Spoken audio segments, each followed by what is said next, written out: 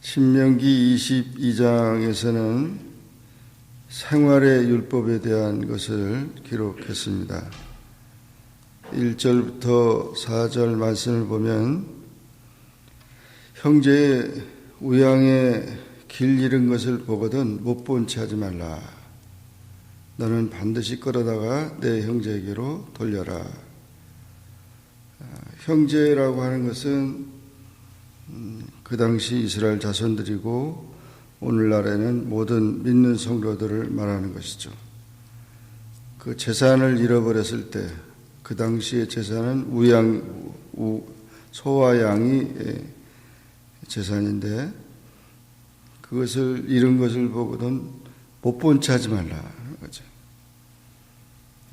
못 본 채 하지 말고 반드시 끌어다가 형제에게 돌릴 것이다. 거기서 멀거나 또 형제가 그것을 알지 못하고 그러면 오히려 그 짐승을 집으로 끌고 가서 형제가 찾기까지 내게 두었다가 그 형제에게 그렇게 하라는 것입니다. 낙이라도 그렇게 하고 의복이라도 그렇게 하고 형제의 잃어버리는 것은 못 본 채 하지 말아라. 그리고 형제의 낙이나 소가 길에 넘어진 것을 보거든 못 본 채 하지 말라. 그래서 반드시 형제를 도와서 그것을 일으켜 주라는 것입니다.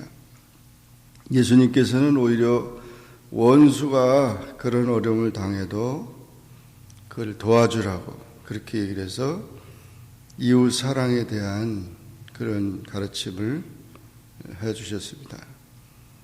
형제가 곤경을 당하는데 남 몰라라 하는 식으로 무관심하지 말라는 거죠. 그래서 관심을 가지고 친절을 베풀고 또 더 나가서 적극적으로 도와주라는 것입니다. 이것은 바로 예수님께서 마태복음 7장 12절에 남에게 대접을 받고자 하는 대로 너희가 먼저 대접하라 하는 황금률에 기초한 것입니다. 사랑에는 이론이 중요한 거 아닙니다. 말로만 사랑하는 것 또는 머리로 사랑이라고 하는 것을 아무리 얘기를 해도 실천하지 않는 그런 사랑은 참 사랑일 수 없습니다. 차에서 사람이 떨어지고 피 흘리고 다치는데 나하고는 관계없다 이런 식으로 해서는 안 된다는 거죠.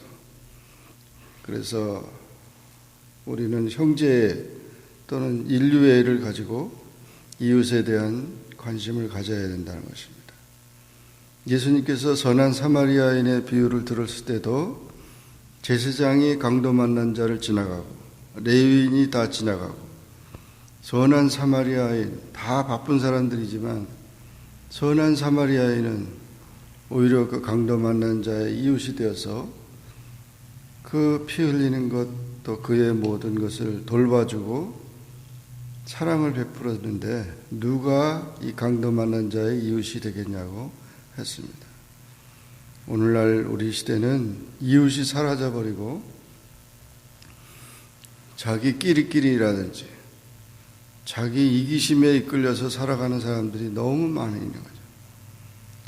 더구나 우리 그리스도인들이 그와 같은 이 개인적인 이기적인 그런 생각을 가지고 우리가 살아가서는 안 된다는 겁니다.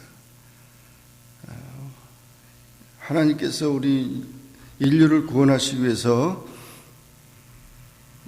그 육신을 입고 이 세상에 예수님이 오셨는데 그 예수님이 철저히 우리 인류를 위해서 모든 것을 내어주신 분이십니다. 그러므로 움켜쥘 것이 아니고 손을 펴야 되고 그리고 이웃에 대한 관심을 가져야 돼요. 남의 일에 무슨 관심을 갖냐고 하지만 이웃에 대한 관심을 우리가 잘 가지고 그가 필요할 때 도와줘야 되는 거죠. 여기 미국에 살면서 그 차가 요즘에는 뭐 자동으로 불이 꺼지고 켜지는데 그전에는 차가 이렇게 불을 꺼야 되는 건데 그 불을 켜놓고 식당에 맥도날드나 뭐 이렇게 들어왔을 때 그 멀리 있는 차를 아무도 누가 그렇게 자세히 보는 사람이 누가 있어요? 식당 안에 있는 사람이. 그런데 어떤 분이 당신 그 지금 불이 켜져 있다고 빨리 가서 그걸 끄고 오라고. 그런 것을 보면서 깜짝 놀랐어요. 멀리 있는데 그 할아버지가 그걸 유심히 보고 있었다는 얘기 아니에요. 우리는 너무 자기만 보고 정말 자기의 삶만 이끌려가는 것이 아니고 오직 주위를 돌아보고 그들의 어려움과 사람이 어려움이 없는 사람이 어디 있어요? 다 있죠. 들춰보면 다 고민도 많고 어려움도 많고 한데 그것을 잘 돌보고 그것을 도와주는 것이 참 사랑이고 그것이 전도고 그렇게 해야 예수님의 정신을 통해서 그 영혼들이 구원을 받게 되는 것이죠. 이웃에 대한 관심이 없으면 어떻게 영혼들을 구원하겠습니까? 선을 행할 줄 알고도 하지 않으면 죄가 된다고 야고보서 4장 17절에 말씀하고 있습니다. 언제든지 우리가 참 이웃의 어려운 문제들을 여기 말씀대로 적극적으로 도와주라. 찾아가서 그냥 시간을 들이고 그렇게 하라. 바쁜데 왜 다른 사람 일만 이렇게 도와주냐고 그러지만 그게 아니고 그렇게 돕다 보면 하나님께서 우리를 도우시고 또 역사하시는 것이죠. 오늘날 교회의 모든 일도 마찬가지예요. 너무 자기 교회만 이렇게 생각을 하고 이렇게 하는데 그게 아니고 우리는 모든 형제들의 모든 삶을 돌봐야 될 책임이 있는 것입니다. 어떤 분들은 전도하는데도 우리나라도 전도 다 못하는데 왜 남의 나라까지 가서 전도하냐고 이런 분들이 있어요. 그럼 우리나라 다 전도해야 남의 나라 전도하나요? 그렇지 않아요. 우리 집안도 전도 다 못하는데 무슨 남의 식구들을 전도하냐고 그러는 그런 것은 다 개인적인 이기적인 생각이에요. 성경은 그렇게 말하고 있지 않죠. 모든 사람들을 전도하고 모든 영혼들을 섬길 때 하나님께서는 또 우리 가정도 돌보시고 또 우리나라도 돌보시고 하는 거죠. 그래서 이와 같이 그런 그 전 세계를 마음에 품는 그런 마음을 가지고 살아가야 된다는 것이죠. 그 다음에 5절 이하에서는 여자는 남자의 의복을 입지 말 것이고 남자는 여자의 의복을 입지 말 것이라. 이것은 하나님 앞에서 가증한 자라. 남자와 여자의 구별은 옷에 있고 외모에 있지만 요즘에는 막 여자가 남자 여자 뭐 구별 없이 막 이렇게 하는 그런 모습들이 나타나는데 그 당시에도 이런 그 모습이 있었다는 거죠. 당시의 음탕한 풍습과 우상 숭배 의식이 바로 그런 것이었어요. 그래가지고 사람들이 다 변장을 하고 못된 짓을 하고 타락한 그런 삶을 살아갔던 것입니다. 이런 구별되지 못한 그 혼합주의 또 이런 그런 타락된 모습 그런 동성애라든지 모든 것도 다 그런 것에서 나오는 건데 이런 일들은 하나님 앞에 가증한 것이라고 그렇게 말했습니다. 하나님이 만들어 놓은 대로 그대로 살 것이지 여자가 남자같이 남자가 여자같이 이렇게 변장하면 한다는 것이죠. 태국에 가보면은 그런 것들이, 어떤 분은 가서 뭐 모델 그런 사람이 사진 찍어달라고 해서 가서 옆에 가서 사진 찍는데 여자인데 여자가 아니래요. 남자래요. 키도 크고 뭐 이러는데, 그러니까 참 하여튼 기가 막힐 노릇이죠. 그래서 아주 가서 남자하고 사진 찍고 와가지고 뭐 이렇게 잘하냐 이런 분들이 있어요. 그러니까 정말 너무 이상한 일들, 트랜스젠더들이죠. 그렇게 이제 뒤섞이는 그런 타락의 모습이 오늘날도 많이 나타나고 있습니다. 상당히 참 하나님 앞에 가증스러운 것이라고 했습니다. 그리고 노중에서 나무에나 땅에 있는 새의 보금자리에 새 새끼나 알이 있고 어미새가 그 새끼나 알을 품은 것을 만나거든 그 어미새와 새끼를 아울러 취하지 말라. 어미는 반드시 놓아주고 새끼는 취하여도 가하니 그리하면 내가 복을 누리고 장수하리라. 이것은 너무 잔인하게 어미하고 새끼가 있는데 그것을 다 취해가지고 다 잡아먹고 이러지 말라는 거죠. 자연을 보호하지 않으면 이 인간이 보호되지 못한다는 거죠. 자연을 파괴하면 인간이 불행해진다는 거죠. 이 자연계의 질서를 파괴하지 말라는 거예요. 그래서 자연 보호가 이 사람 보호가 되는 것이라는 거예요. 그래서 너무 잔인하게 모든 것. 그래도 여기 미국에는 그런 규칙들이 많이 있어서 고기를 잡아도 크기가 크지 않은 거는 놓아주고 큰 것만 잡고 그렇게 싹쓸이 해버리면은 결국 불행해진다는 거죠. 자기는 좋아할지 모르지만 그것이 계속 번식하지 못하는 그런 문제가 생긴다는 거예요. 자연 보호는 참으로 중요한 것입니다. 그리고 8절 이하에 보면 내가 새 집을 건축할 때 지붕 난간을 만들어서 사람으로 떨어지지 않게 하라. 그 피 흐른 죄가 내 집에 돌아갈까노라. 무슨 일을 할 때 안전을 생각하고 하라는 거죠. 무슨 일을 위해서 태어났는지 안전도 생각하지 않고 그냥 가가지고 눈 다치고 팔 다치고 사다리에서 떨어져가지고 그렇게 하고 이런 모든 것들이 다 안전에 대한 문제잖아요. 그 공사한다고 그 사람 낳고 집 낳지 집 짓는다고 사람이 죽어서야 되느냐 그런 얘기죠. 우리는 생명 보호하는 하나님의 이 원칙에 대해서 우리가 생각해서 일을 위해서 사람이 기계가 돼서는 안 되고 사람의 생명 보호가 더 중요하다는 거죠. 인권이 안전이 더 중요하다는 얘기입니다.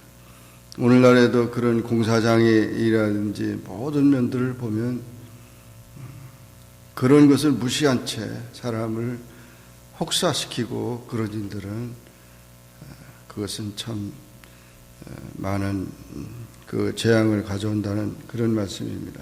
그래서 안전을 중요시하라는 것이고 9절에 보면 내 포도원에 두 종자를 섞어 뿌리지 말라. 그리고 소나 나귀를 결의하여 갈지 말라. 양털과 배실로 섞어 짠 것을 입지 말라.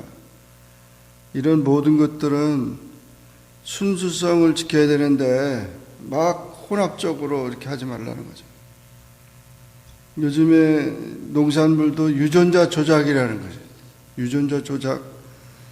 그래서 씨 없는 수박 뭐 다 만들고 그러는데 그게 다 많은 수확을 갖기 위한 그런 것지만 창조의 원리를 우리가 무시하고 계속해서 그런 일을 하다 보면 결국 자연 속에 재앙을 가져온다는 거죠.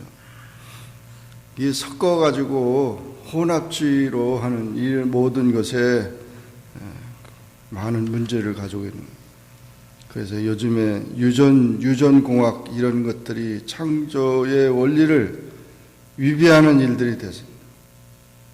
심지어 사람하고 짐승하고 이렇게 만들어가지고 하는 그런 것들, 무슨 이런 것들, 굉장히 위험한 그런 문제들인데, 그런 것에 이렇게 섞어서 하는 모든 일들을 정말 경계하고 있습니다. 더불어 우리가 영적인 면에서도 마찬가지죠. 요즘에 현대 포스트 모던주의의 특징이 혼합주의, 다 섞어서. 그래서 그 함석헌 씨는 유명한 사상자이긴 하지만 종교적으로는 참 문제가 있는 사람. 여기다가는 공자를 이렇게 해놓고 공자 숭배를 하고, 요 옆에다가는 석가모니를 갖다 놓고, 여기다가는 예수님을 그렇게 하면서 다 이렇게 혼합주의를 한다. 얼마나 참 우스운 거예요. 혼합주의는 굉장히 위험한 사상이에요. 기독교는 혼합주의가 아닙니다. 통일교 같이 그냥 이렇게 하는 그런 평화주의, 그런 걸 얘기하는데, 어떻게 혼합될 수가 있냐고요. 종교는 혼합될 수가 없는 거예요. 근데 어떤 사람들은 또, 평화를 주장한다고 그래가지고는 성가대를 조작을 했는데, 불교의 성가대하고, 기독교의 성가대하고, 이렇게 다 성가대를 다 짬뽕을 해서 성가대를 만들었어요. 누구를 찬양하는 거예요, 누구를? 아주 위험한 사상이죠. 어떻게 성가대를 그렇게 다. 종교는 다 똑같다, 다 똑같다. 그래서 요즘에는, 예수님에 대해서 얘기하는 것보다 하나님에 대해서 더 많이 얘기를 해요, 하나님은 한 분이다. 그러면서, 우리 자꾸 예수님, 부처님 찾지 말고 하나님만 찾자, 하나님만. 대단한 것 같지만 굉장히 위험한 사상이죠. 그런 것에 이끌려가지 말고, 또 그래서 우리가 결혼이나 사업이나 어떤 일이든지 너희는 불신자들과 멍해를 맺지 말고 그런 것에 대해서 동조하지 말라고 했어요. 그건 혼합될 일이 아니에요. 그러니까 이런 동성애라든지 결혼 이런 것도 다 보면 다양성이 그렇게 있는 거다 이렇게 얘기를 하고 있는 거니까 다 좋은 게 좋은 거다. 그건 절대 그렇지 않아요. 그런 세상적인 명예를 메고 섞어버리는 그런 일들이 돼서는 안 된다는 것입니다. 13절 이하에서 마지막 부분에는 성도덕에 대한 이야기가 기록됐습니다. 특히 이제 처녀가 결혼해서 첫날 밤을 갖게 될 때 그 첫날 밤에 잠자리를 하고 나서 그 피 흘렸던 그것을 처녀의 부모가 보관한다고 합니다. 그래서 그 당시에는 처녀의 표로다가 그래서 처녀라는 증거로 그것을 보관했다가 나중에 문제가 생기면 그걸 가지고 이제 재판을 하게 된다. 그런 얘기입니다. 일단 결혼했으면 책임을 지는 것이고 그 가정을 행복하게 해야 될 일인데 그 가정에 처녀이다 아니다라는 거 가지고 비방거리를 만들고 뒤집어 씌우고 그런 일들이 많이 있죠. 그래서 이 성적인 타락, 그래서 이런 가정의 불행은 제7계명 간음하지 말라라고 하는 계명, 그것으로 인해서 가정의 불행이 75% 이상이 불행의 조건이 된다는 것입니다. 하나님이 짝지어 주셨고 또 아름다운 성을 주신 것입니다. 그래서 가정의 행복을 가져야 되는 것이고 그 성을 통해서 경건한 후손들이 태어나고 그 가정의 행복을 갖는 것인데 거기에 잘못된 그런 이 간음이나 이런 모든 성적 타락으로 인해서 불행해진다는 것입니다. 그래서 성경은 이 매춘하는 것, 동성애 이 모든 것들이 다 가정의 그 순결을 깨뜨리고 또 그런 모든 불행을 가져오는 그런 것에 대해서 경계하고 있습니다. 하나님이 가장 싫어하는 것은 첫째로 우상숭배고 둘째는 간음입니다. 여기서 간음을 표현한 것은 그 도둑질하는 거나 비교했어요. 남의 것을 도둑질한다는 거예요. 남의 성을 도둑질한다는 거예요. 외도하는 것이라든지 이런 모든 것들이 다 그런 것이라고 그랬어요. 예수님은 더 강하게 얘기했어요. 다른 사람 남자나 여자를 보고 그렇게 그런 음욕을 품으면 이미 간음했다고 그랬어요. 그러니까 마음으로부터서 그런 것을 얘기하고. 그러므로 가정은 정말 이 결혼이 성스러워야 되고 또 결혼 생활이 성스러워야 됩니다. 동그란 순금 반지를 결혼할 때 받는 것은 그 영원한 원형이라는 말은 영원한 것을 말하는 것이고 순금 반지를 하는 것은 변함이 없어야 된다는 것이죠.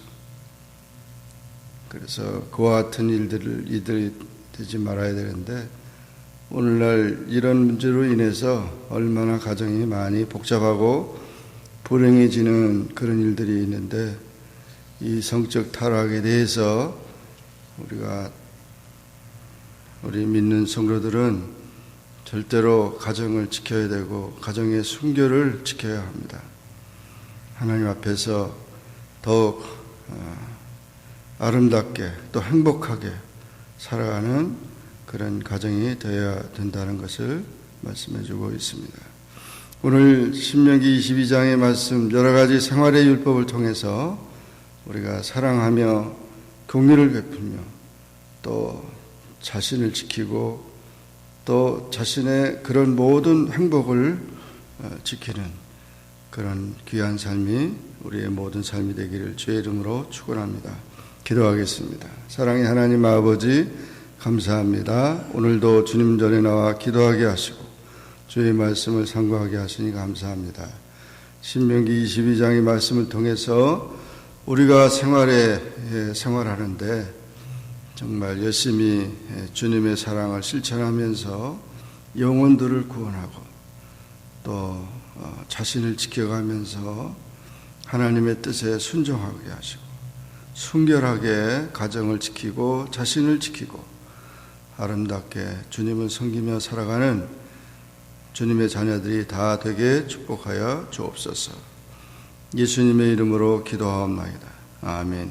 하늘에 계신 우리 아버지여 이름이 거룩히 여김을 받으시오며 나라에 임하옵시며 뜻이 하늘에서 이룬 것 같이 땅에서도 이루어지이다. 오늘날 우리에게 일용할 양식을 주옵시고 우리가 우리에게 죄진 자를 사하여 준 것 같이 우리 죄를 사하여 주옵시고 우리를 시험에 들게 하지 마옵시고 다만 악에서 구하옵소서. 대개 나라와 권세와 영광이 아버지께 영원히 있사옵나이다. 아멘.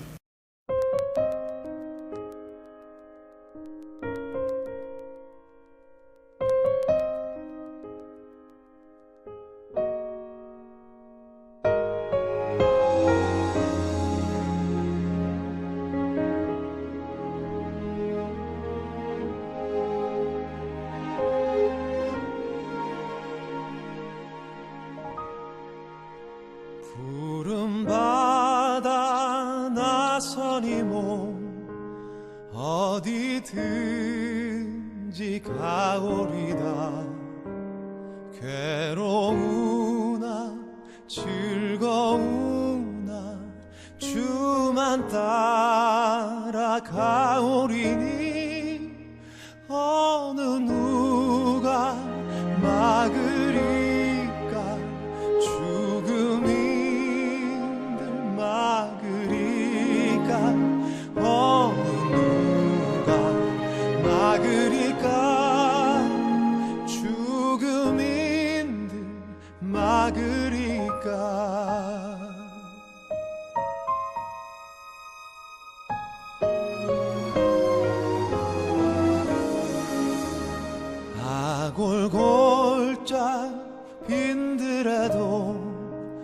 복음 들고 가오리다. 소돔 같은 거리에도 사랑 안고 찾아가서 종의 몸에 지닌 것도 아낌없이 드리리라. 종의 몸에 지닌 것도 아낌없이 드리리다.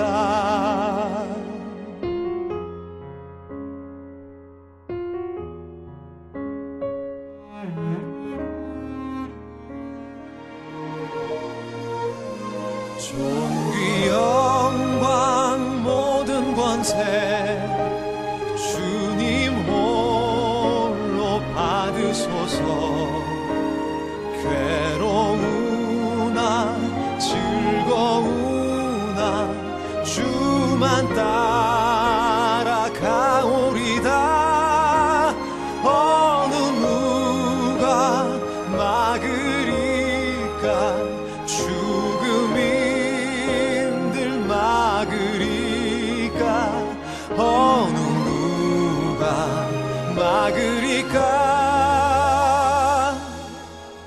죽음인들 막으리까. 어느 누가 막으리까. 죽음인들 막으리까. 어느 누가 막으리까. 죽음이